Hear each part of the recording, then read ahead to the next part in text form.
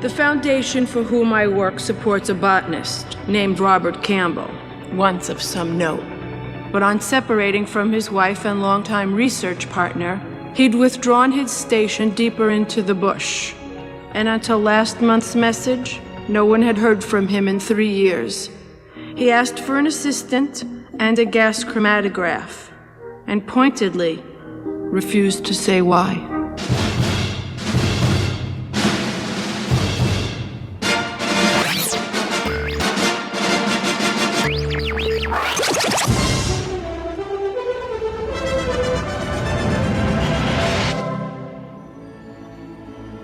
Son of a bitch. This is Film Sack.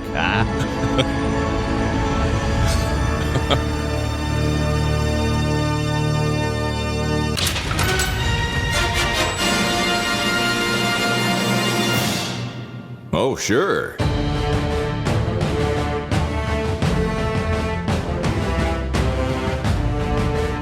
Well, hello there, and welcome to Film Sack, everybody. This is Film Sack, mining the very depths of film entertainment for all mankind, episode 716. My name is Scott Johnson. Joined today by Brian. He brought his cool red screen laptop into the jungle Dunaway. No, you like that, do you? I Yeah, do. it's not gonna make it. It's gonna get it very wet and damp. Don't do it. Oh, hi. This week on Film Sack, you ever lose your car keys in Mexico, Brazil? First we take a big plane, then we take a little plane. Ooh, fire. We take a safari bus. Oh, deforestation. We take a loaded down jackass. Oh, maybe I'm a jackass. Or maybe that's just indigenous drugs talking. We take a foot trip with a toothless Indian. Yeah, I'm the jackass. We take a leaky boat. Hey, Indian, where'd you go? Indian! You ever lose your Indian? Perhaps the medicine man knows. I heard he was wandering around the Amazon, not the rainforest, the streaming service, like an old cranky man with a ponytail cursed with bad juju muttering about Peak 37. Hey, local guy, put on some pants. I'm getting more man cheek than I bargained for. Anywho, so my cancer-free indigenous husband says, let's make an oversized dried grass hats to obscure our vision, then get drunk on locally fermented spit wine made from canopy flowers and spittle, and then dance around an open flame and pray to the Brazilian ant gods that the rain puts out our burning man cheeks before we die. And so I said, give me my spitting bucket. We about to scare us some white folks. Randy? They have never seen a virgin of your maturity. Zing! Zing! Zoom! Wow, very nice. Also with us, Randy. He's in this jungle for bath, breakfast, and boat. Jordan. Aloha, Scott, Brian. Thanks for coming to the jungle, where we have the most stereotypical jungle stuff in the world. We've got snakes, we've got New World monkeys, we've got all kinds of other oddities that we only paid to show you in one scene. And then we never refer to them again, except the naked natives. We've got naked natives for days, and we're going to march them in and out and around every tree in the jungle until you can't stand it anymore. Look right there. It's a whole line of flat, naked ass cheeks. You can't accuse us of being horny about it if we only spent our money on the least erotic people we could find. And I'm just talking about Sean Connery. The guy peaked at number 575 for sexiest man alive back when he was 31 years old. Now that he's 61 years old, his ponytail alone could be used as birth control. But that's not why you're here. That's not why you're here. You're here to... Nope. Hold on. You're here to cure cancer? Seriously? The whole plot is that you're searching for the cure for cancer? Great. You're just going to completely fail to cure cancer unless you follow my 3 rules. Number 1, you have to be the most asinine, quote, gone native, unquote, white person in the jungle. You will not even begin to succeed until you're accepted by the locals via the ancient tradition of painting a line on your face. Number 2, you have to operate up in the trees. Think about it. Tarzan was right on the brink of curing cancer. Number 3, you have to be one man and one woman, and that's it. We're not counting the natives and the animals who are everywhere. You can only do this if you're one man and one woman. No extra people are allowed. Do what you say. Sexual intercourse. Sexual intercourse. Oh, all right. Get in there, Karen Hill. Get it done. Why? Well done. Also with us, and finally, Brian, why does this jungle booze taste like spit Ibbit? Yeah. Oh, we go into that. We're gonna spend a lot of time on what grossed Scott out the most because I'm sure, Gross. Easy it's that. pickings. Easy pickings. I even mention it in this week's song and Giants. Oh, Particle Man would have been great. And you could have just watched the look on my face go. Oh man. So That's funny. I really thought about doing 2 songs this week, and I didn't do it, deflated. but I really was close to just scrapping everything and redoing it with that or doing a second song. But I did this one. I'm happy. Oh, that's awesome. Yeah, I bet love you're all Tina. wishing I did Particle Nope. Man now. Hey, wait. Did you do the lady ooh part? No. Okay. Nope. That's the only part I kept from the original karaoke. I tried to do it, right? Like I did the other backing vocals, all he wants to find are plants backing vocals. Sure. And then I did 2 of like, just trying to get because it's only 2. It's just 2 chords. It's diacritic. It's like 2 right above the main vocal melody, and it just did not sound good. So I'm like, you know what? We're just going to use the original included karaoke ooze. I love it. like it. I actually think it went pretty was well. good. I admittedly, amazing. admittedly, Triangle Man or Particle Man, sorry, is I don't know, Triangle Man. Sure, why not? Sure, well, he's in there too. Yeah. Triangle Man hates Particle Man. Sure, actually. could have actually swapped the names, but Bronx lady hates Particle Medicine Man. Bronx lady. Oh man, her accent. All right, we're gonna get into it. We're talking about Medicine Man, but before we do any of that, let's let the community explain this film. Here we go. On this week's Film Sack podcast, We dive into 1992's Medicine Man. with Sean Connery. In the beautiful and dangerous Amazon rainforest, Dissimilar people must make their choices between business, science, and the love. Did you ever lose your car keys? Car keys. your car keys? Yeah, baby. Car keys. Car keys. Car keys, mate. Car keys. Car keys. Car keys. Car keys. Car keys. Car keys. Car keys. Car keys. Car keys. Yeah, lots of car keys. Yeah. Lots of car keys. I like the people who decide to do car keys in completely non-Scottish, but still Car keys. recognizable accents. Yeah, it's just like, you ever lose your car keys? Yeah. It's Okay. this is a All bit, this right. would be a great point of contention because for Yes. 30 something years I have been quoting this movie wrong and saying Yes, it a lot you on have. various It's your shows. play it again, Sam. Is Yep. basically what it is. Big time. I've honestly, the corpse of Mandela may rise from the grave and come visit us on this episode because of how Mandela affected it. the headline of the show, I'm shocked, absolutely shocked that he doesn't actually say those words in that order. And I want to know, didn't you get it from someone else? Like, so as long as I've been podcasting with you, and Dunaway's got a little bit more time on me, but like I'm Barely. talking about close to 20 years at Yeah, this we're point. getting there. Sure. You have been quoting this thing, and I just assumed, I didn't assume that you took it from the movie. I assumed you took it from someone else, that someone out there said this movie quote and it stuck with you. Yeah, it's actually just me. I saw this movie with my my wife. I saw it in theaters. Now, here's the thing. This is one of those movies where, for whatever reason, that stuck with me in the year of our Lord, 1992, and never left. Obviously, it stuck incorrectly, but that moment stayed with me, and I never saw this movie again until today. So it's not like I've seen this a bunch of times or it has a bunch of meme potential. If you look up quotes from the movie, it is the number one. Well, the real quote is the number one quote. Sure. But so clearly it rang in my ears at the time because it's ear-ringy. But then I got it. I just have had it wrong for, like you said, 20 years of saying it. Your quote technically is better because it's self-contained. You don't require all the "I had a cure for cancer and I lost it." Yeah. You ever lose anything? Yeah. Your pass, your car keys, Your purse. Yeah. purse. He actually, That's what he's saying. He says purse. I watched that damn trailer over and over. I first watched the movie and then I kept watching the trailer like, your pass? Like you lost your pass? Sweet Kedler. Yeah, I mean, I know we don't normally jump ahead and do this, but I'm going to play the line as it is, real quick here, and then we can talk about it. Yeah. Are you including the one allowed F-bomb? Yeah, although I bleeped it, but I'm gonna play the whole thing. Now here's the deal. I should probably preface this for anyone who hasn't heard me say this before, but in previous years, if somebody brings up Sean Connery, I very often go, "Hey, you ever lose your car keys?" And that's it. That's the quote.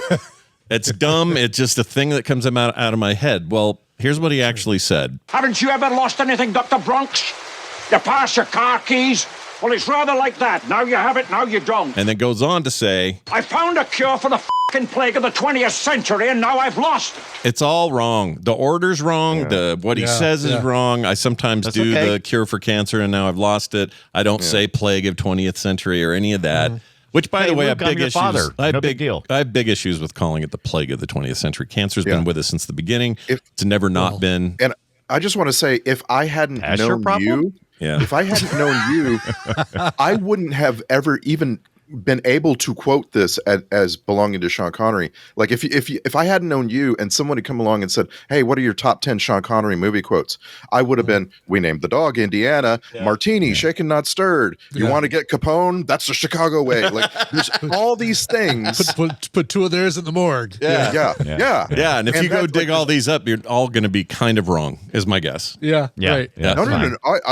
Not the things I just said. Like the things I just said, you call this archaeology? Like that's an exact quote. Well, that might be, but the one where he says, you put one of theirs in the hospital, you put one of theirs in the morgue. That whole thing, it's just. I think I simplify, like a lot of people. That's the whole point of the Mandela thing, right? Is people simplify a thing and then they forget about it. When it comes back up, they think it's magical that it changed or we're in different dimensions. But Luke, at the end, I'm your father. Never said. Never said it once. The actual quote is, he puts one of yours in the hospital, you send one of his to the morgue. Yeah, that's Yeah, which is not the same as what I always think it is. Right.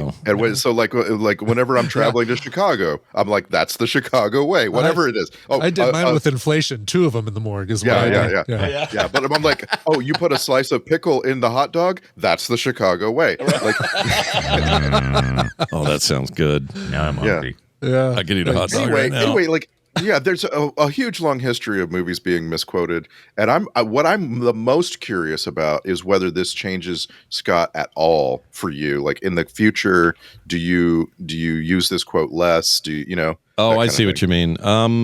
Probably for not. The next week. Funny enough. Yeah. After that, you'll forget about it. Probably not. If it comes up again, and it hasn't for a while, to be honest, but if it does come up again, I'll probably still do the same dumb line. And it's a weird, like, I realized this is at the zoo this weekend. I was at the zoo, and I walked up to one of the cages, and I couldn't tell what it was for, and the sign was behind some people, so I couldn't see where we were. And I said to Dylan, I go, "What is this?" And he goes, "Oh, it's the eagle." And he pointed at it, and I looked up, and I went, "Oh, like that." Yeah. And I realize it's like we're all kind of on the spectrum, but I got this little thing I do sometimes where I'll just bark out shit for no reason and it doesn't even sound like an eagle. Eagles don't go caw. Nope. But it's just this thing I have. Screech. So when he comes up, I'm going to it will at least pop into my head. It'll go, "Hey, you ever lose your car keys?" Like that'll happen. And then I'll move on, and it's fine. I've accepted this about myself, by the way. It's not a problem. Here's my secondary subject on this. The reason we're talking about this at such great length is that this movie doesn't really give us much else to talk about of interest. And like I'm not saying it's a terribly bad movie, but like have you seen Fern Gully? Right, you're gonna light on. It's called Avatar. Yeah. Have you seen Avatar? You're gonna light on the tiniest aspects of this movie and blow them up into big discussions, because the overall movie, it's bad. It's badly acted, badly directed, bad script, bad. Like again, not the worst, but it's bad enough that you're off as a viewer. You're off watching The Native. With the strange, like, why are they all wearing thong underwear? It's their deal up there, man. They love it. Yeah, it's like, but like you know what I'm saying? Like your brain is gonna be focusing on these really small aspects. I think it's easy to say this is like the second worst McTiernan movie. The first one, I think, is that Rollerball remake he tried to do toward the end of his directing career, because he hasn't directed a film since 2003. with a movie I think looked interesting and I've never heard of called dang it, it's got John Travolta. I'll have to look it up. But anyway, he hasn't done anything since then that's like theatrical. In 2017, he did a Ubisoft segment for like an E3 reveal or something. And that's it. And he's still around. He's like in his 70s, popping around doing whatever he's doing, but he's not making movies anymore. It's our fourth John McTiernan on Film Sack, and the other three were better. Basic, the one you're thinking of, yeah. Yeah, it's got that looks interesting and is reviewed okay. Yeah, I don't know if I've ever I definitely have never seen it. I'm trying. Connie Nielsen, Sam Jackson, John Travolta. Yeah. It's a pretty good cast. Giovanni Ribisi, Taye Diggs. I mean, this is something I would watch. We may want to think about that one, but yeah, I mean, after Rollerball, I thought he was done. That was so bad. These are hard.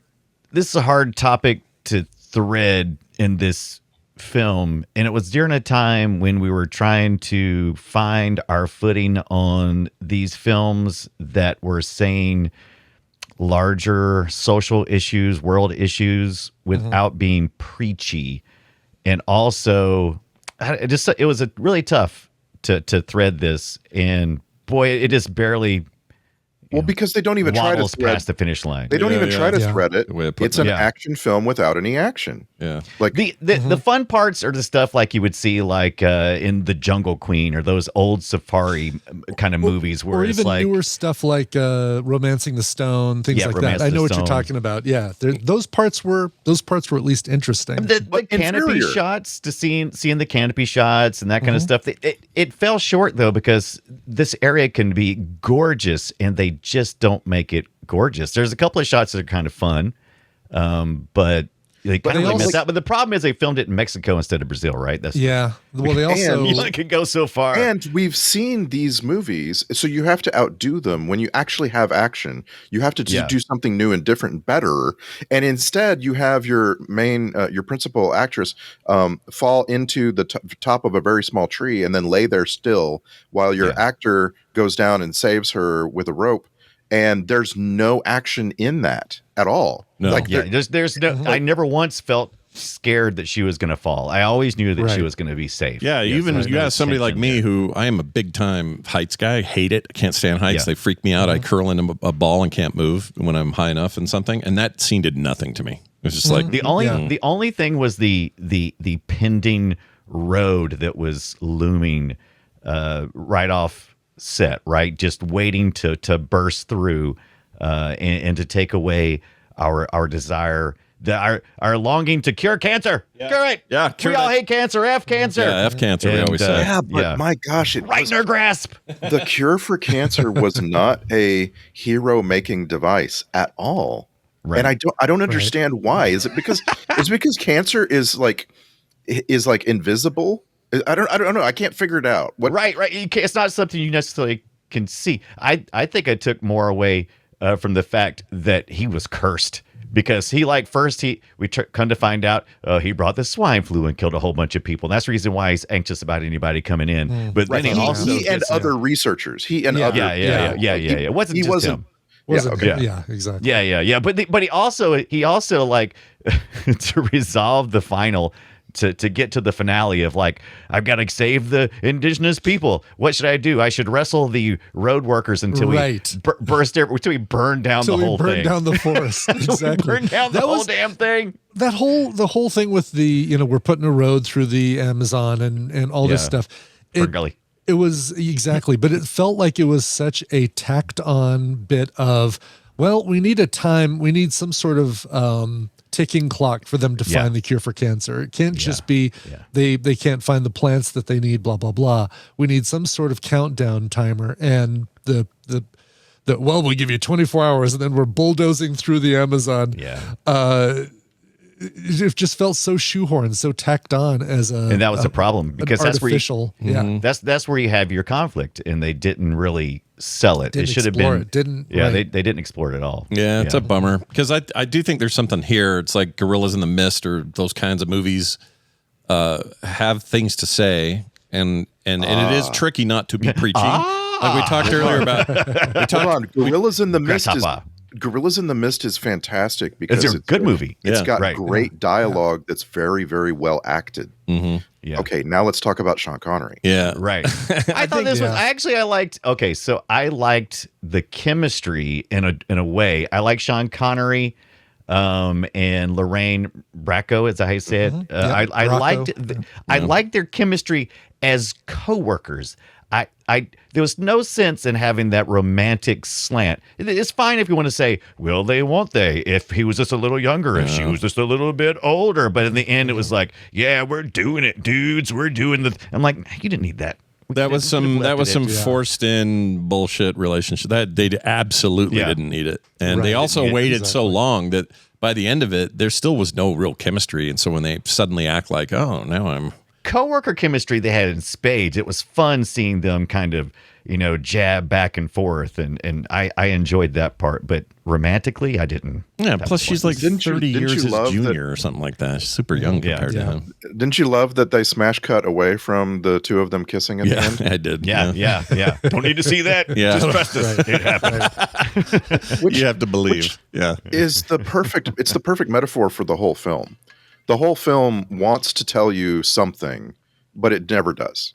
Like, it wants to tell you something about the jungle, but it never does. It wants to tell you something about, like Anglo ethnic relations. It never does.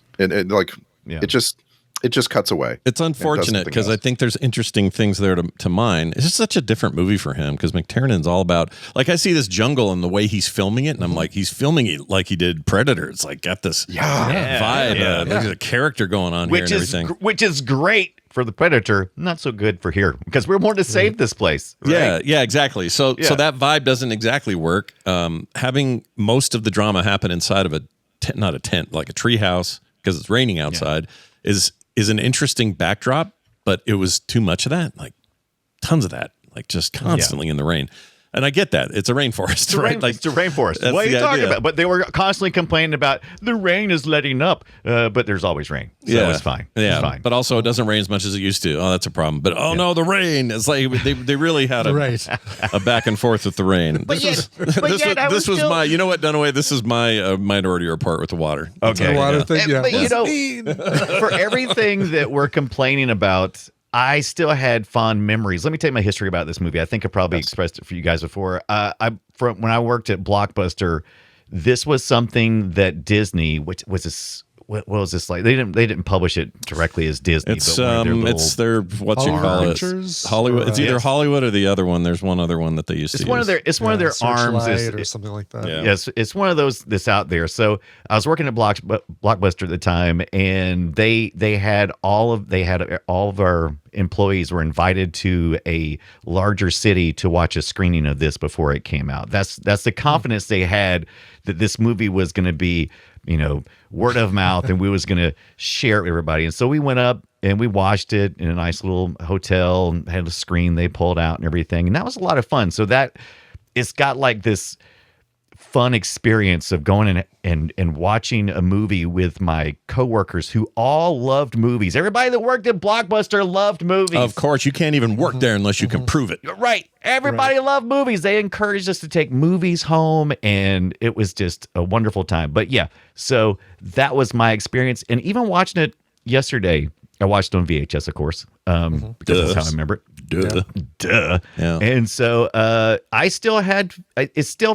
I have fun watching it. I don't know if fun is the right word, but it never feels like a chore to watch this movie for me for some reason. It just feels, maybe it's the music, maybe it's the banter, the light banter is kind of, it takes itself serious, and it also doesn't take itself serious. I think that's a problem. For me, I wrote down here a note why I think it still sort of works for me, and I think it's Lorraine Bracco's performance. I think she's great. Absolutely. I think she brings it. I think Connery kind of phoning it in, and I think that director-wise phoning it in, even the score by what's his beak? Goldsmith.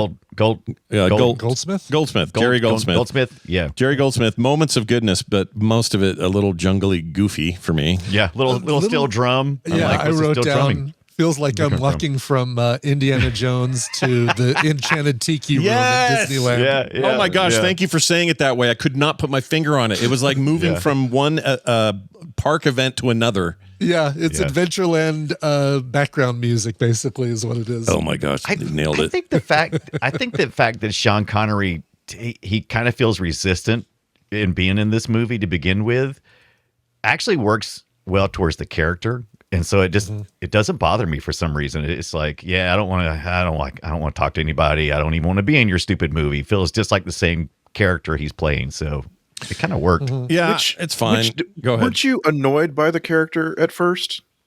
I was like, the movie starts and the movie's like, I dare you to like this character. And I'm like, okay, I don't like it. It is the, How about that? it is, I just don't like she him. is the, bring up Romancing the Stone. She's kind of the fish out of water Kathleen Turner. Oh my God, this is the jungle. Where's my bed? Where's my shower? Where's my, all that stuff. Which, she's a scientist in the field. And like, there's all this talk about scientists in the field and how, some of them are to be disrespected because they don't know what to do in the field. I'm like, come on, this is not entertaining. Yeah, they didn't.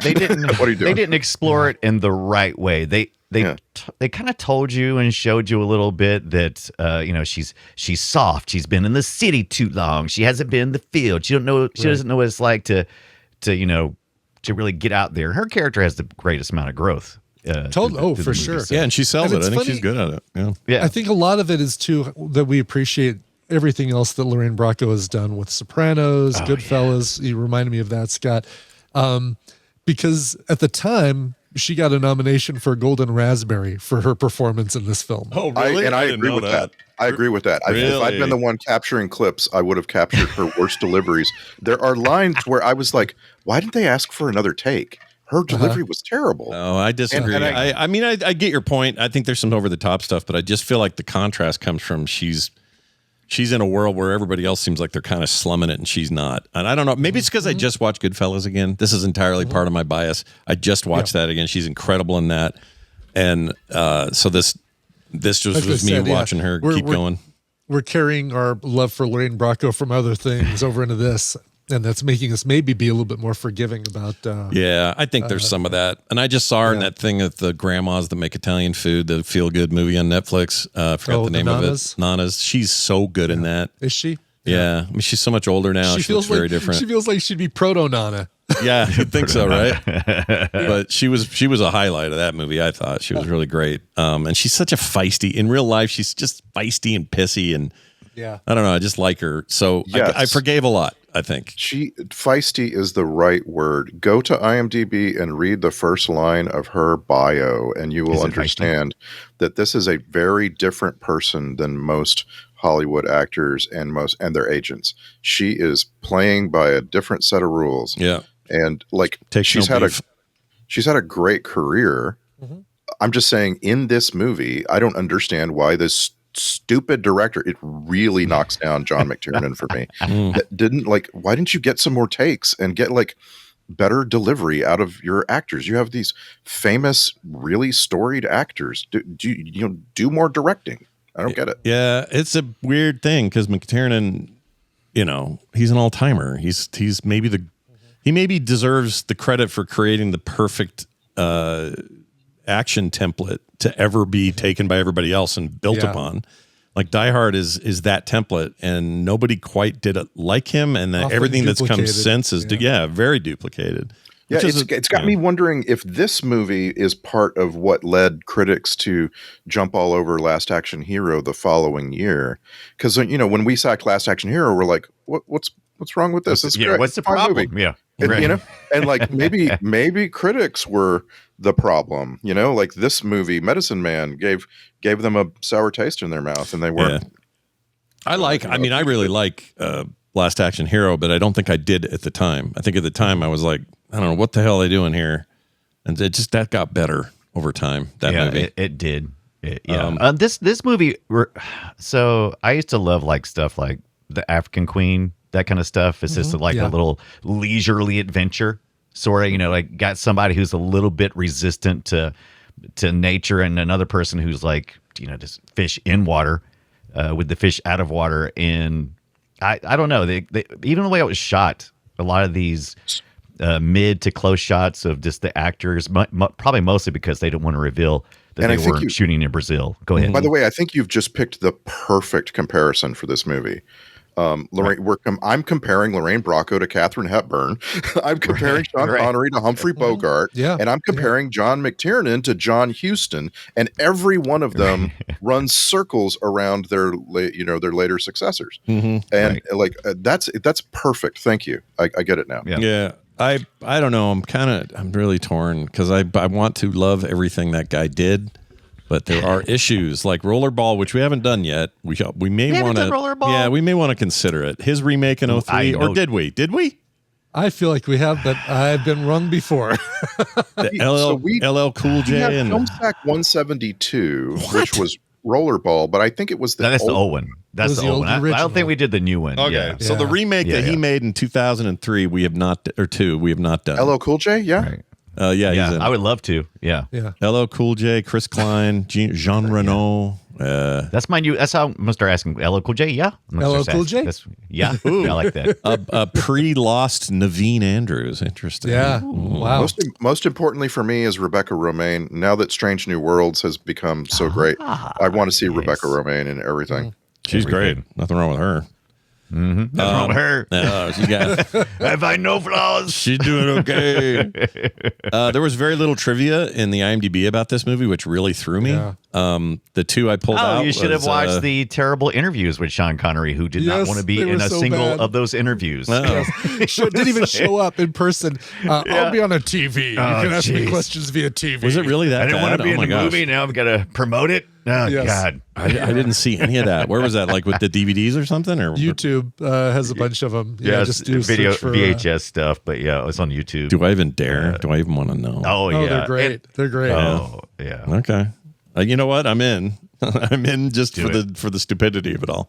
Yeah. But anyway, it says while promoting the movie for The Tonight Show or on The Tonight Show starring Johnny Carson, 1962, which is, I don't know why they put the year that The Tonight Show started with Johnny Carson. Anyway, Sir Sean Connery stated that he would start each day playing a round of golf. He carried his own club and played at such a pace that the younger cast and crew members playing with him could not keep up. So basically the story is Sean Connery talking shit about the rest of the cast. What is it with old men and golf and acting like it's a physical sport? It's like, you can't keep up with me. I'm playing golf. I think part of it is it's Sean Connery. He's Scottish. He thinks he owns the sport.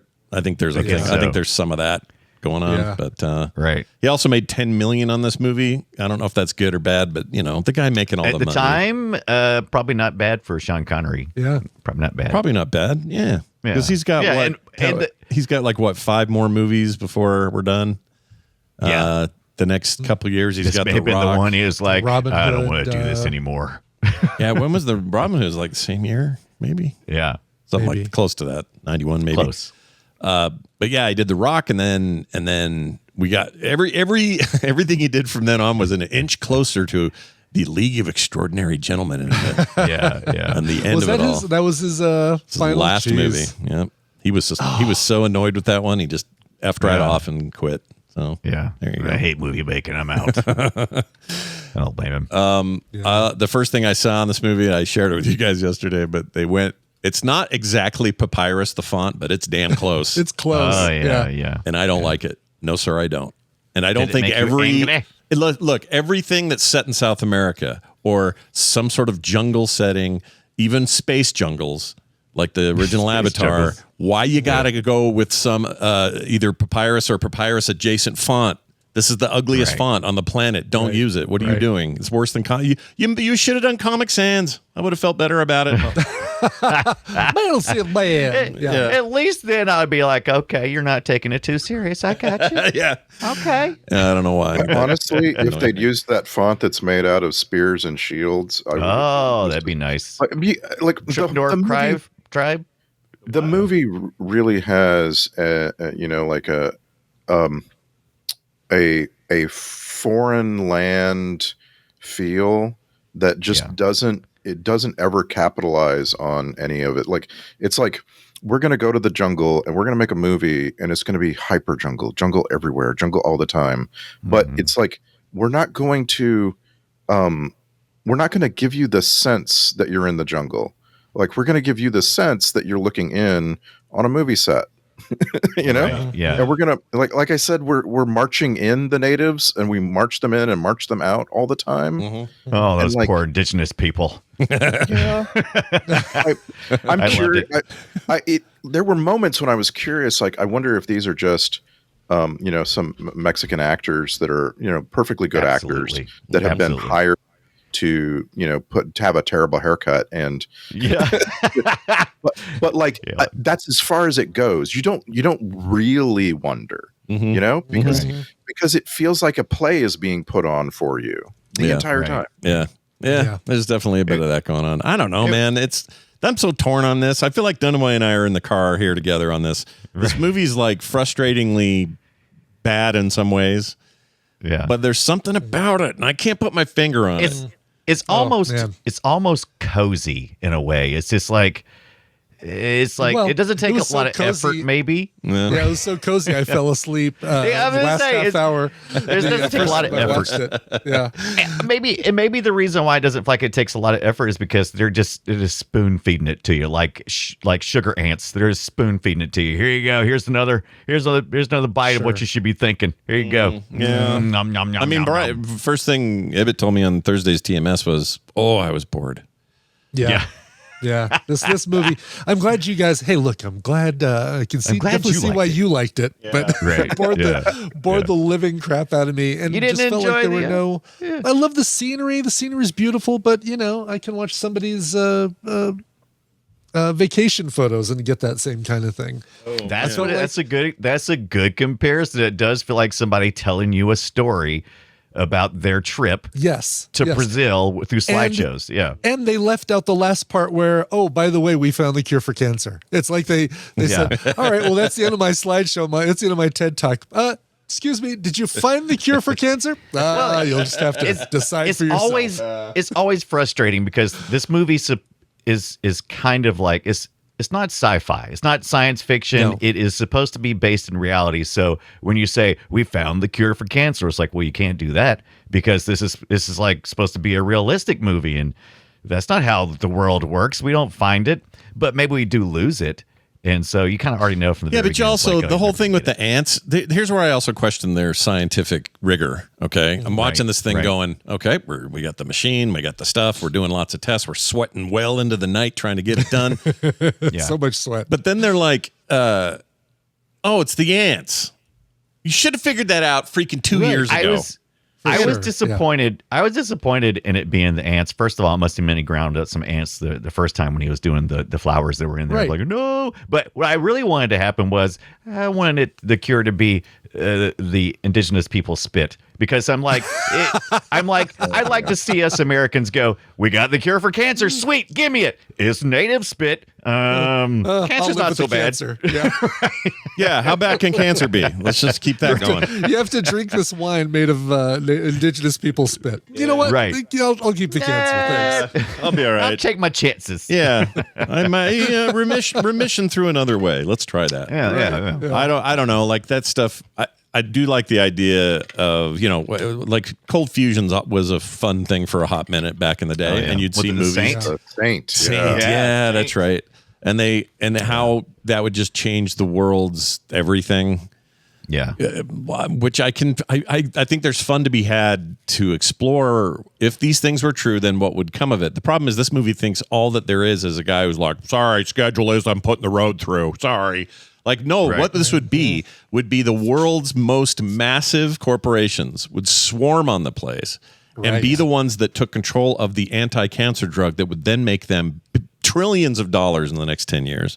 Exactly. They didn't get into any of that. It was just I got this schedule. They barely touched it. Yeah. They touched did. it, but barely. They talked about it. Yeah. And they made a boogeyman back at home, but they didn't actually establish anything. They just like, if I make one call, we got all these people back from America, and they're going to ruin everything.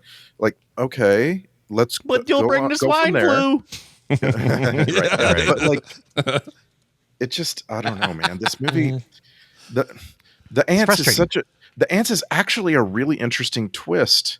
Yeah. And how interesting would it have been if the twist had happened a little earlier, so we could have that sense of concern with the encroaching fire, Right? you know, Yeah. instead of it happens at the very end, and we're just like, oh well, fire, bye, okay, Yeah. See ya. And then Sean Connery's just sitting there drawing people again. What is that? What trope is that? Every freaking doctor is like a master artist as well of drawing people.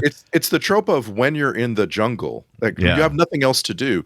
Apparently, he's got electricity because he's running, these machines to do off hamster analysis. cancer gerbils. Yeah, He's got electricity, but he doesn't have TV or radio or anything, so he draws. Yeah, he's a drawer. Yeah, He's an artist. He likes to, document everything. That is a trope. Like, why you got a guy who can do both those things, and also to what end? Well, to what point? Yeah, I thought it was really going to be part of the resolution too, right? Like, wait, I never noticed, but in this drawing, you drew this thing that tells us that it's the ants. You drew ants on the plant. yeah, Yeah. We were supposed to slowly fall. We were supposed to slowly change our attitude about the original character we met. Right? He wasn't going to grow, but our understanding of him was supposed to grow over time, and it really just didn't play through. Like, he lost his wife because he just left. Well, the real fact was he couldn't forgive himself, and it's like there's all these things they have slowly revealed about the character. They did a lot of that in Lost. Like, you would meet a character. And it'd be like, oh, look at this asshole. And then they'd reveal a little bit later on. It's like, oh, he's not an asshole. He's a victim. Yeah, he's one of us. He's one of us. Yeah, he's not so bad. You can relate to this fella. But he ends up burning the whole place down. And I was like, yeah, you're still just not getting it, dude. You're still you're just recklessly running through and looking for whatever you're looking for and destroying all these people's lives. I mean, I think it basically comes down to this. Why I like parts of it, I don't know, but here's what it comes down to: these 5 problems. It's got weak script, cliche story, I would say. It's got pacing problems. It's got character performance issues that are kind of all over the map. It's got preachiness, which I hate in movies like this, or at least I admire the ones that figure out a way to straddle that better. This didn't do a very good job. They didn't work that hard on it. And 5, I would say the payoff is just so disappointing. It's just like, I'm sorry, go find more ants. There's no such thing as the ants only live in this one canopy in this 1 square mile. That is a plot device that I'm mad at. Like, don't do that. Go find more ants. Ooh, those ants were freaking disturbing. Oh, I know. I didn't my like sugar. I would have killed cancer right there. Killed all the cancer cure right there. Multicolored ants. Yeah, dude, having them all like up in with their weird bums with the bright white bum hole thing. Yeah, gross. It was very close to. Just might as well be spiders instead of ants. Yeah. Actually, can I ask you guys? This is an unrelated question, but I got to ask you guys. This guy asked my wife last night.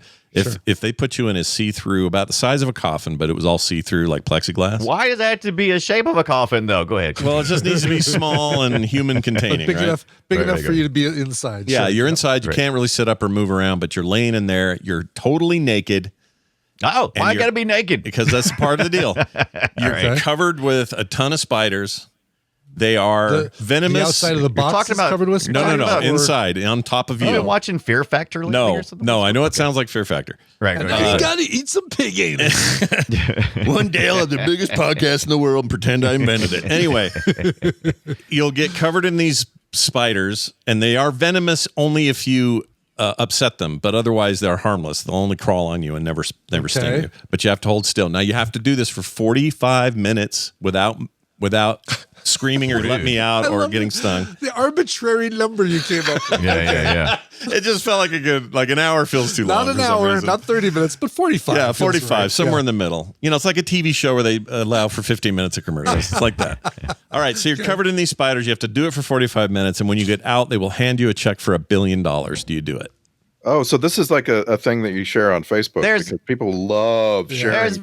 There's very little I wouldn't do for $1 billion. Yeah. Right. Yeah. We'd be better served just going what I wouldn't do. Yeah. Whenever the Facebook thing comes up where they show like a cabin on the top of a mountain and like, could you stay here for a year for $1 billion? I'm like, I'd do it for 100. As long as it doesn't hurt somebody else, I'd probably do it. You'd be down. Here's the thing, though. I mean, yeah, in theory, I'd be able to do it, but I know as soon as they started crawling it into places where I'm ticklish, I'm out. I don't even need money. I'd start feeling like, oh my God, I'm ticklish there. I'm moving. I can't not move. I can't not flinch or something like that, and then I'd $1 billion. I could meditate myself into a stupor for $1 billion. Yeah, but into not having like that the reflex action of billion. Could I have something like plug in my nethers? My nethers? Can I plug the holes? I want to plug all my holes. Can I just wear a pair of really tighty whities? It's you want to wear some fetish wear. Yeah. Right. So you want to, underwear that's completely secure, and you want to wear like a GIMP mask. Yeah. Exactly. Yeah. I like it. I think that's just the holes. Just plug in the holes. That's all. Plug in the holes. I don't want to plug the holes. That's much spiders in my holes. Yeah. If there's a way to do that, I will allow for the contest since I'm in charge of the rules. We'll allow for that. It could all be transparent. Transparent underwear, transparent ski mask or whatever over my face, whatever.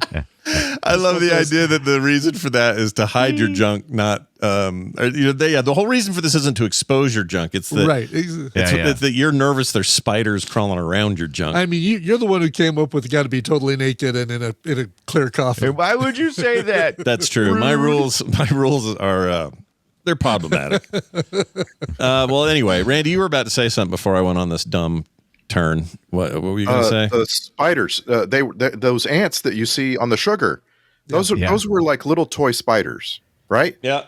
No, some of them moved. Some of them I'll take your word for it. Whatever they were, they were little living toy spiders on strings. I don't know. Maybe. Just not, I mean, there are some weird bugs in Mexico. I bet they got real ones. Sure. I'm just saying, like, they went out of their way to make the ants, when you see them, big enough to see, and also with spider like bodies, so that you had a reaction of being disgusted by them, right? Right. Yeah. I think that's clearly the idea. Spider bodies. Yeah. I don't know. Like, that part freaked me out because I don't like bugs in anything. I don't want people spitting in my drink. I just saw an episode of a certain show on FX that had a really nasty water bottle idea. I don't like that either. Oh, geez, yeah. I don't want to spoil anything, but if you're watching FX right now, you know what I'm saying. Yeah, so anytime they do that stuff, I just go, ooh. But I also maybe that's part of what appeals to me about this is that sometimes the modern problem of cancer, which is a thing you can't cure with all our technology, all our medical knowledge, we just can't do anything to fix it in extreme cases. I mean, obviously some cancers are easier to stop, but the idea that the only way you're going to do it is in this horrible swamp crotch freaking zone of a jungle, and you got to find weird ants, and somehow that mixed in with a thing kind of gives you the vibe of like when they discovered what's the mold that mold can penicillin, thank you. Yeah. It's like moldy bread, and that's people love that apocryphal. It's a little apocryphal, but that story is a thing people glom onto, and I think that worked for me a little bit. Just the idea of like, we're not going to find it in a lab. We're going to find it out in the dirt where there's a really pissed off witch doctor who wants to fight me with a stick and 3-foot witch doctor. Yeah, 3-foot witch doctor who, by the way, wasn't nearly as short as they were saying. He seemed fine to me. Yeah. I don't know what that was about, but I don't know. I think we first see when he's or the big reveal is him standing on a rock. I think we see him before that when he runs away, but he is a little short guy. Yeah, he is. You're not wrong. He's a short guy, isn't he? Look at you, little short guy. Look at that little short guy. Look at you. He's a little fella. While we're on that, with the comparison between Sean Connery and basically all the natives, I want to bring up the two related tropes that are the hardest to swallow in this movie. And there are the two related tropes that have made Dances with Wolves kind of fall in people's estimations over the years, and that's going native, right? The going native trope is you take a person from not from here and you put them here, and then you paint a line on their face, and then the other is Mighty Whitey, right? So you have specifically a white person who is now hanging out with people who are tribal or tribal coded, and they are hyper competent. They end up saving the tribe, et cetera, et cetera. Right. The Dances with Wolves tropes, they're related. Right. And I could not stop thinking about that. This entire movie that it's about Mighty Whitey and that his ability to understand these people is so much. It was too much. Too much. I just felt like the whole movie is doling out his wisdom to me, and that's just not entertaining. Yeah, old wizened white guy saves the natives or whatever, that vibe, that whole thing is hard to traverse, I think, anymore, because we just see it as so tropey and so easy. It's just like, well, these guys aren't going to do it, so this white guy will come in and do it.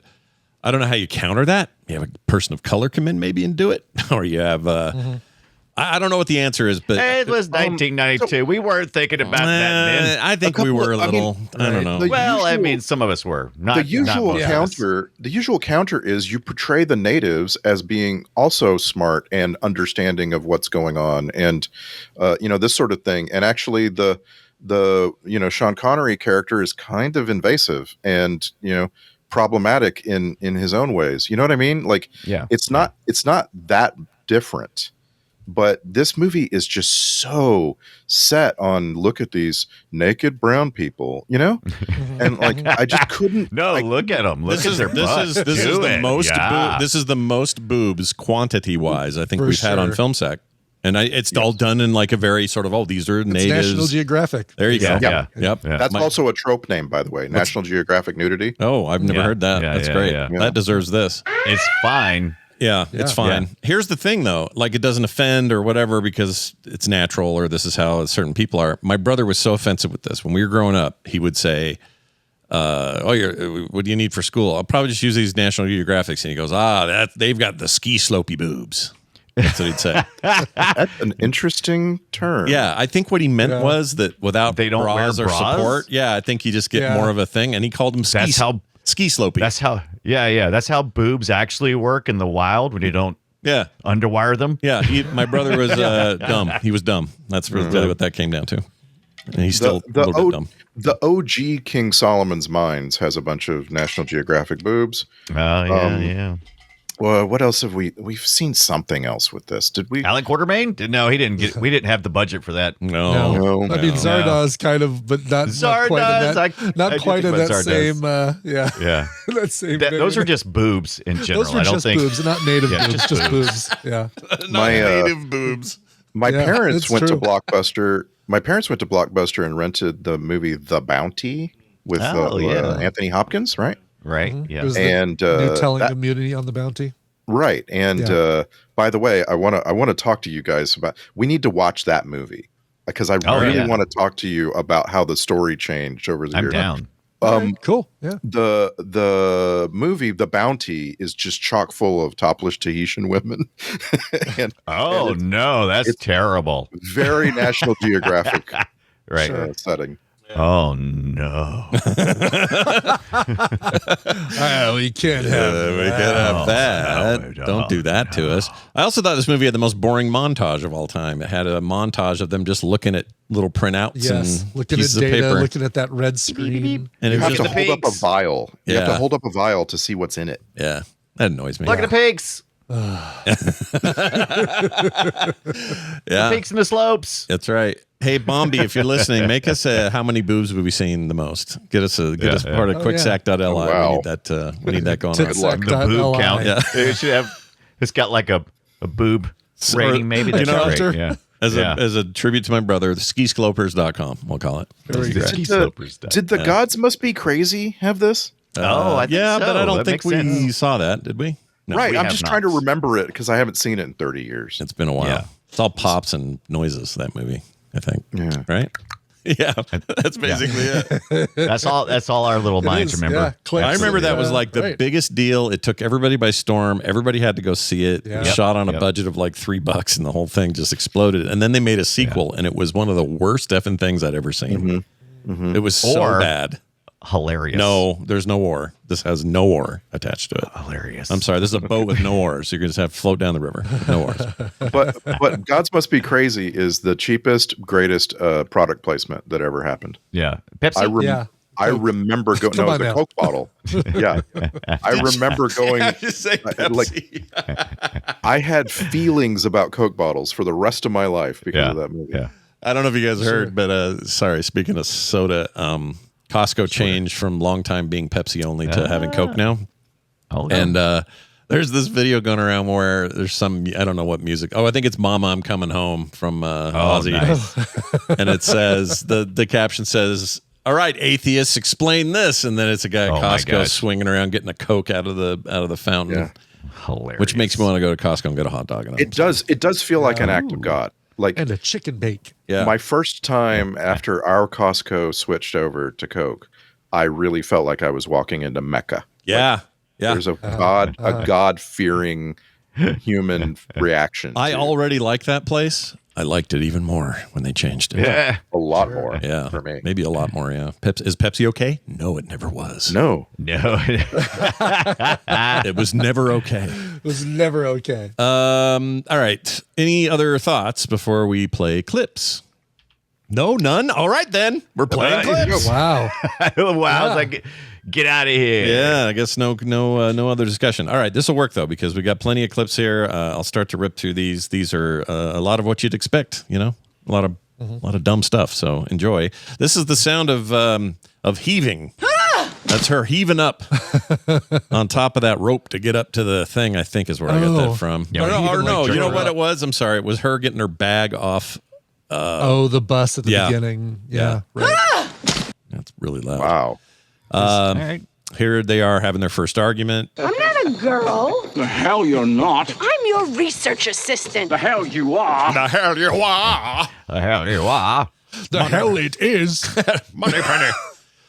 No one comes here without a mask. No one comes in here without a surgical mask. That's the 2020 era Burger King, if you went in there. Right. Yeah. Okay, here they are. He's trying to do a medical check on her and telling her to say and then she says and I think this is great, so I captured it. Here you go. There you go. That's pretty great. Three of those. That's their sex scene they cut out. Yeah, that's the worst softcore porn ever right there. Yeah. Cross my heart and spit on the floor. I've never heard anyone say this before, but she said it. I'll cross my heart and spit on the floor. So usually it's cross my heart, hope to die, stick Hope a to die. pointy Yeah. needle in Well, my she's eye. Bronx. Yeah. She's Dr. Bronx. She's in the Bronx. They say that there, I suppose. Yeah, but he should have said, don't spit on the floor, spit in this. This is how we make our booze. I know, on this right? island." Yeah. That's right. We're trying to cure cancer here. Spit in this. Spit in this pot. We're going to drink it.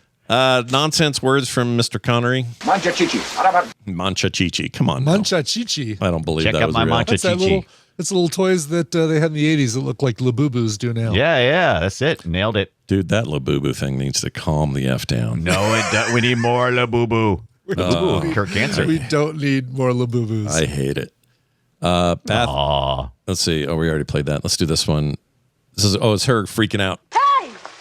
Ow! Yup! There's a lot of that. Yeah, a lot of that. And here's your nomination for the raspberry. Yeah, that might be the case. All right, say the name of your movie. Medicine Man. All right, thank you. I love it. Medicine Man. Medicine Man. Medicine Man. Medicine man. Cured him with the belch. Killed him with one belch. Burp. All right. He's talking about the Alka-Seltzer. Yeah. Yeah. Yeah, which again, not a very well told story. That could have been a great anecdote. No, I But agree. I just felt like we didn't tell the actor, hey, this is a great anecdote. Really play it up. Yeah. By the way, it's unfortunate. Read your lines. Read your lines, weirdo. Here he is going on about that. Plop, plop, fizz, fizz. All right. Cool. Oh, what a relief it is. I took a shit. What do we think? Was that product placement or was that just fun? Oh, I good think it point. was just fun. Yeah. It works though, right? Yeah, it can absolutely, double yeah. as it. Sure. Just not the kind of thing you usually see in movies. That kind of product. It's usually like, I don't know, Ford, GMC, and if it's food, it's like Coke. No, this movie was high-minded. They were trying to save the rainforest or cancer and or belly aches or roads. I don't know. Plop, plop, fizz, I lost it. Yeah. I lost the thread somewhere along the line. Yeah, they called the dog Indiana. All right, here's you found. Oh, this is when you remind me of Dunaway. This is when you think you found a cool DVD at the Walmart bin. All right, but this happens. This is Major League. Oh, I love that movie. So that's a bit of a poke. find That's a more cool of a DVD. that's more of a poke at Randy because I know he loves Randy, that movie. favorite movie. Both. for Why Randy. not both? freaking Randy Newman music right in that movie. That's awesome. You have to ask the question first. Like, did you get the Matrix? This is Major League. Ah, shit. You grabbed the wrong one. Yeah. Here he is doing this again. Son of a bitch. Son of a bitch. Son of a bitch. This is a great what from Lorraine Bracco. What? All right. Okay. It is. I put that up there with I have a few of these now, so let me play just a couple. We got this one from Clark Kent. What? We got this one from, if I can find it, where'd it go? Here we go. This one's from Hank Hill. What? And now we have What are you talking about? Now we have this one. Oh, you know what? We have one more. This guy. What? All right. Oh, that's a good one. I'm challenging you to find Seth MacFarlane going, what? Oh, I bet I could. Oh, a Family Guy. What? I'll track it down. We'll have a whole folder Easy. of what's. Easy. Yeah. It's good stuff. All right. Not finally. We got a few more here. Here's Sean Connery grunting. That's him going up the tree. Weird sound, right? Sounds like a dog barking.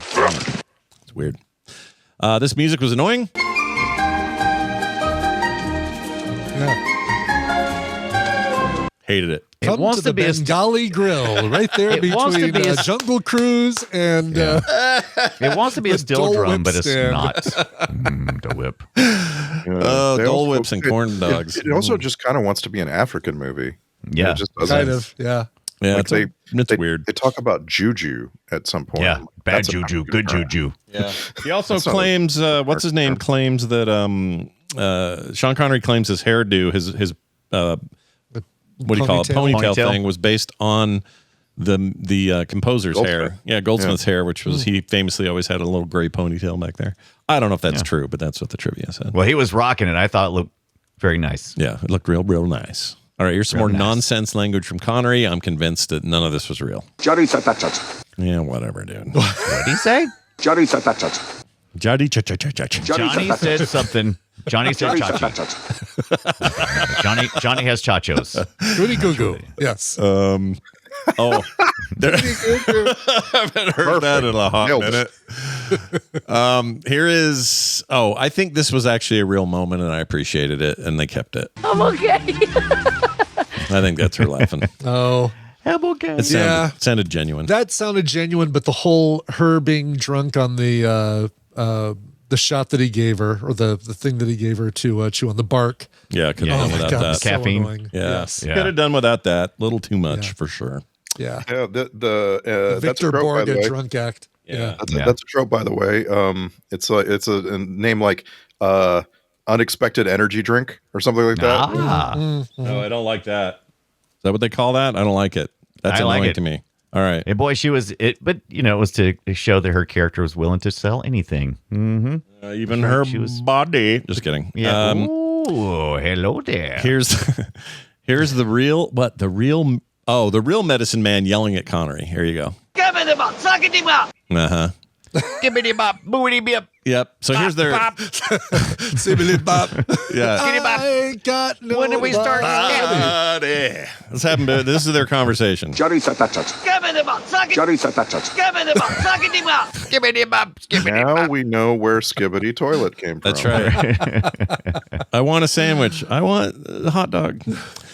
A hot dog is a sandwich. All right. Moving on to now be done with that and move on to what we are at, which is this. Oh, there we go.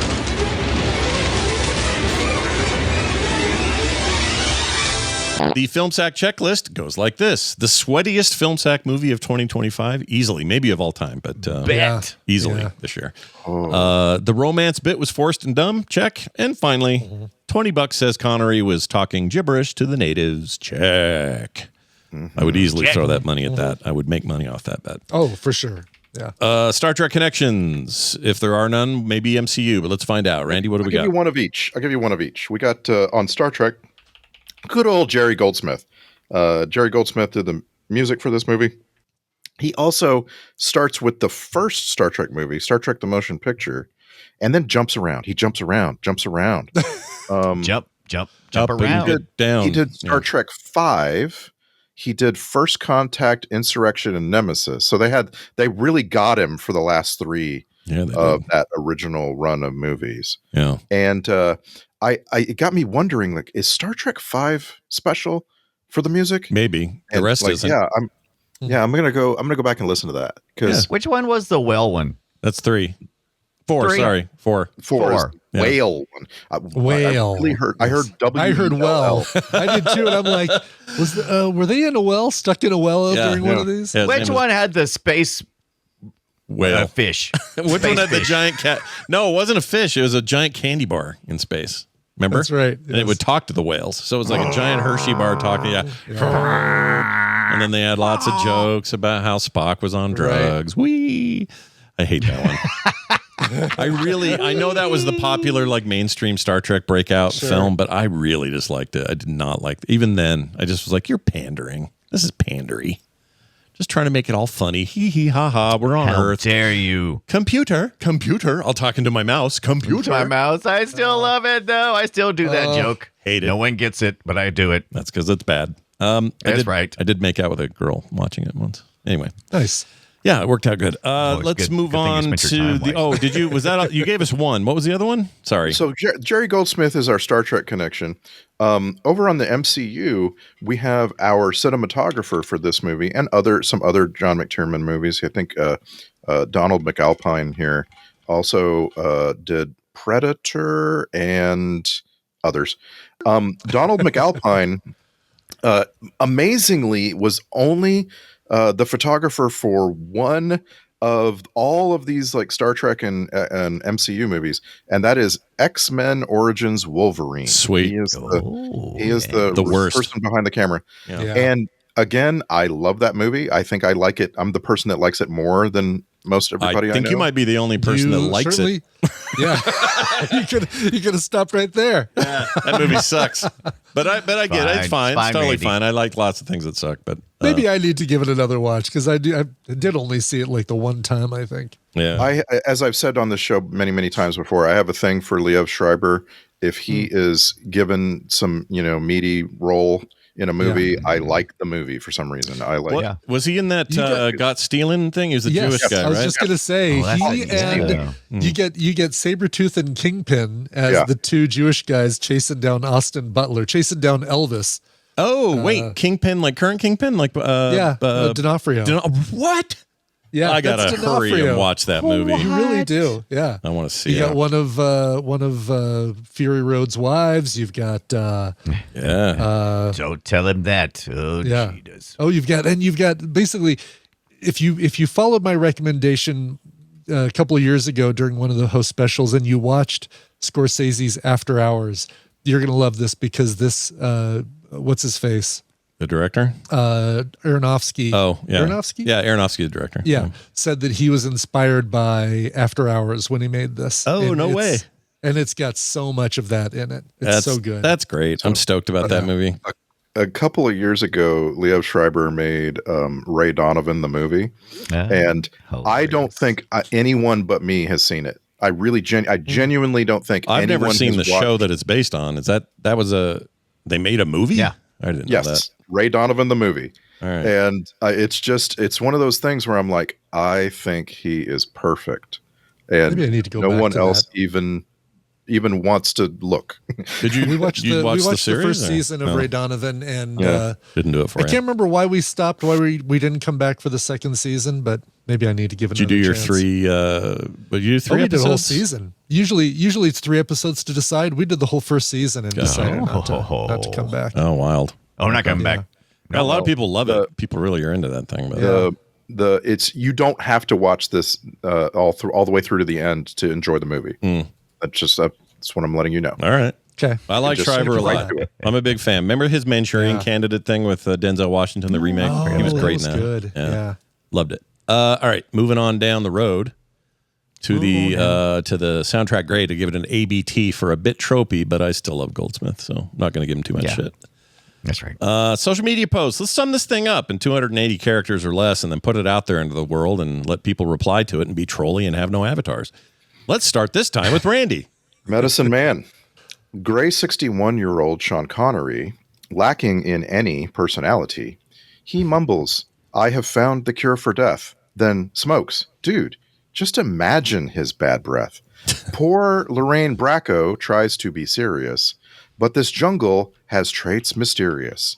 They lose their notes, the lab burns down in smoke, and all that's left is an old Scottish joke. Pretty good. That's pretty good. Yeah. Nicely done. Nailed it. Really rhymey, that one. Worked out good. Great. Well done. Also, Dunaway, your turn. What's your you, the guy, medicine man, Mm-hmm. like Fern Gully meets should have said Dr. No. I found the cure, but the ants ate it. Hashtag this movie is a bummer. The ants ate the cure. I like that idea a lot. New ending. I like that one. All right, Brian Ibbett, take us home. Sure. Medicine man, haven't you ever lost anything? Your purse, thank you for that. Your car keys, your interest about halfway through this movie? Oh, man. But also I lost it. Kind of agree. I'll out it. You know what, Ibbett? I actually wrote down, I just noticed this. In the middle of the movie, I wrote down, you could watch this movie for 3 minutes and then skip the next 3 minutes and then go back to, you could do that the entire movie. The entire and film? You would get it. You would get it perfectly. It would not injure the movie at all. If You know what? just- Like, Netflix needs that option. You know how they've got speed up the film? Yeah. Give me the option to just watch every 3 minutes on, 3 minutes off, 3 minutes on, and just I like that. truncate it. Yeah. It's like there's never a moment in the film where you're like, ooh, if you missed that, you would never know what's going on. I like that. They keep telling you what's going on. I like that a lot. All right. Well done. Let's move down the road to whatever's next because my tab went away. There it is. All right. This had some alternate titles. It was, I got to play the thing. Here we go. All right. You did it. It was almost called Karen Hill Tries to Help James Bond Cure Cancer, but that seemed weird and didn't make sense. So then they went with The Touchables. It was a hard one this week. All right, moving on to some emails. We got this one from, let's see, this is from Ed Selders. He sent this via filmsack@gmail.com, and he says, hello, gentlemen of Filmsack. Recently, I got it into my head that while Hayden Christensen was perfectly adequate as Anakin Skywalker in the Star Wars prequels, what if someone else had been cast instead? I quickly landed on Timothy Oliphant. He would have been aged out of this, but it's fine. He wouldn't have been teenagery enough. Anyway, I think he would have played well against Ewan McGregor and maybe even had some chemistry with Natalie Portman. Nothing against Christensen. This is just some random stuff I thought of while I was watching Anakin versus Kenobi clips on YouTube after taking an edible. Still, he says he had the higher ground. He kept the higher ground. Hilarious. Yeah. Still, I am justified, pun intended, in thinking Oliphant, or am I justified in thinking Oliphant would brought more charm to the role and looked fantastic wielding a lightsaber? I eagerly await your thoughts from my hiding place far, far away from prequel fans as they gather pitchforks and torches, demanding that my head be even, or demanding my head for even daring suggest recasting Hayden. Yours forever, S.D. Selders. Yeah, I don't know. I mean, make a much younger. He's so snarky though. I don't know if it works. I don't know if it fits. Yeah. I'm rewatching Justified right now, and I love him. And everything he does has this tinge of, like we saw it in the Die Hard movie. Just a kind of a sarcastic bastard a lot. Yeah, and I'm fine. I love that about him, but I don't know if that's Anakin Skywalker or not. You know, maybe when he's evil. Yeah. Maybe when things turn. Yeah. because that would make him likable, though, is the problem, right? You don't want him to like kill a bunch of younglings and then be like snarky to the point where you're like, oh, I kind of like his wit. Yeah. Yeah. I don't know about that. Maybe, but you were high, and we'll let you. You can have that because you were. I just feel like everyone's problem was with the script, and it wasn't with the performances. Yeah. I mean, what's her name? Natalie Portman. Padme. Natalie Portman is one of the greatest actors of all time, and like she could do anything. But the script said that she has to be 14 and Anakin is 9 in Episode 1. No, get used to it. Like she could do anything except be 14, and then like you go to Episode 2, and now she's 24 and he's 19. Okay, that makes total sense. But the script asks him to be surly and teenagery and so forth, and it's like if the script hadn't done that, we would like him more. Yeah, the script calls him Annie over and over and over. Annie, and we're like, I can't hear that and take it seriously. I hate that. Gosh, dang it, I hate that. Exactly. Why did they? Annie, are you okay? And the answer is no, I have too much sand in my feet or whatever his problem was. He hates sand. He hates the sand. All right. Well, very, very, very good. Let's move on to this text we got. This came to us at voicecast.app/filmsack, and it's John who says, just listen to episode 715, Judgment Night.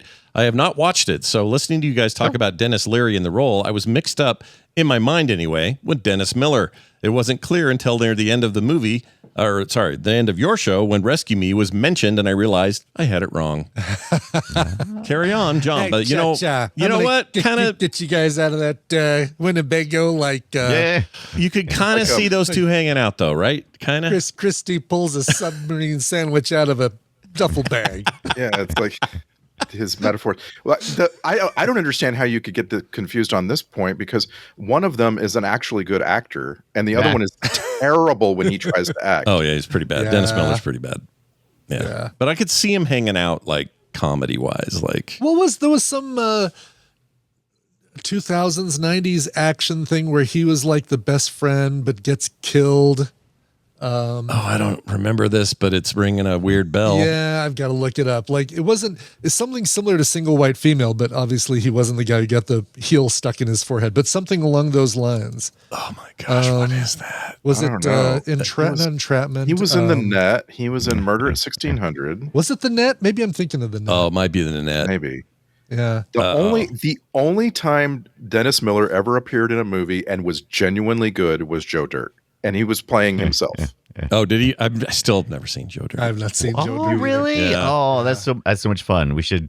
Yeah. Is that a sackable piece of deal there? It's pretty It's comedic. tough, man. It's comedy. It's very and it's, yes, and it's pretty- slapsticky, isn't it? Is it Yeah, slapsticky? there's a little bit of slapstick to it. And you know what Brian Ibbett loves? Hillbilly humor.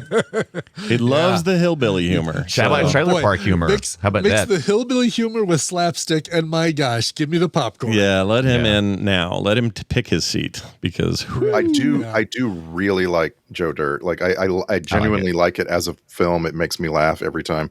So like I don't know. I don't think I want to tear it apart. I don't know. I don't think it would be a very good sacking. I think we would just be saying the same jokes that they're making on screen. I don't think it'd be very unique. Disclosure was the one I was thinking of. I thought it might have been The Net, but it was Disclosure with Michael Douglas and Demi Moore. Oh yeah, Demi with the Lawnmower Man VR environment for looking at files. Yeah, hilarious. Oh, that was so shitty. God, Yes. I hate when they do that. Yes. Hate it so much. All right, well, keep those emails and calls and texts and all that stuff coming. We love it. Keep it coming. We got a brand new a general admission tier listener who has joined at that tier on our Patreon, patreon.com/filmsack. His name is Philip Stanton. Philip. Why does that sound That's a famous? good name. Does it sound That's a good name. famous? That's a good name. Is it a famous Solid name? name. Why does it sound so famous to me? Andrew Stanton's who I'm thinking of at Pixar. Yeah. Anyway. But remember, in the Patreon, you can change your name to Brian Eats Paste, and we're going to tell you all about it. Oh, It's true. Oh, yeah, I forgot about that. And you don't even have to specify which Brian it is. No. no. No. It's true either way. Yeah, either It way, is, they yeah. eat paste. Yeah. Yeah. Put those two together in a classroom, you're screwed. Yeah, we stick together is the worst part. Oh, you'll always stick together now. Yeah. Anyway, paste. Philip Stanton joined us at that tier. You should do that too. Funny enough, our next movie has a director. I think it is Andrew Stanton is our director of the next movie. Anyway, we'll get to that in a minute. No commercials ever, pre-show content every week, monthly host specials, and movie-related art prints in the mail. I'm about to send the ones out for this month. Very excited about that. If you want to learn about all these benefits and more, go sign up today at patreon.com/filmsack. We are funded by you. Our next movie is John Carter from Mars. Well, it's just John Carter. Oh, just John Carter. Yeah. Yep. John Carter. based on on that. the book John Carter From Mars. Warlord of Mars? Of Mars? Of Mars? Warlord I of thought there was Mars? Warlord Mars? in there. There's Warlord a, of Mars. there's a number of books, and I always forget Loves Mars? what the first one Maybe is. that's it. Maybe it was a sequel that was Warlord of Mars. Something like that. Anyway, it's Gods the Disney. of Mars? Gods of Mars. Gods of Mars, is is the that first it? one. That movie Yeah. tanked at the box office and also with critics, but I'm told by lots of people that they love it and they can't understand what happened. And so I'm excited to finally see it so we can make some decisions about our lives, you know? Yeah. I like good. Taylor Kitsch. I like Andrew Stanton. I like Mars. I like Mars for the most part. Yeah. I have Disney I read Plus. I read a bunch of John Carter books when I had a newborn, and I don't remember any of them.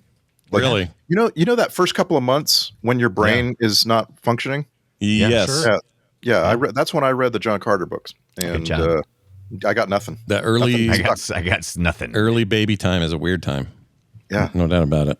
Well, we'll see how that all pans out next week when we come together as a team, really. Yeah. And of course, I think you said Disney. We just want to make clear it's on Disney. It's on Disney. Yeah, it's a Disney. It's not even a Hulu thing. If you're separate on Hulu still before they combine them, you got to go to Disney for this one. So yeah. Anyway, sorry, Randy. Disney is in every country. Whenever I look up, like, I wonder if this is streaming in the UK or Australia. They've got Disney. Same catalog. Their app is pretty universal, but that's what I was going to ask you. Did they ever have a title missing or anything like that? Not missing. They often, like in Canada, Disney has a way bigger catalog than it does in the United States. Weird. I don't know VPN. They got all that Degrassi Junior High up there. So got to put it somewhere. Well, anyway, there you have it. That's next week, and we will be happy to see you guys then. And in the meantime, we'd hope you'd go to filmsack.com and make use of whatever you need to there. All the stuff we've talked about is there for me, for Brian, and for Randy. You said I could cry all I want. We'll see you next time.